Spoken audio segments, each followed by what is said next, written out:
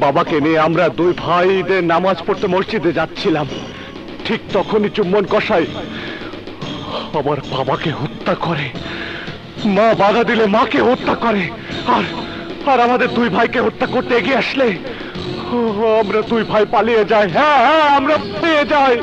এবার চলো শ্বশুর বাড়ি যাই, চলো। স্যার, আমি যা ভাবছিলাম ঠিক তাই।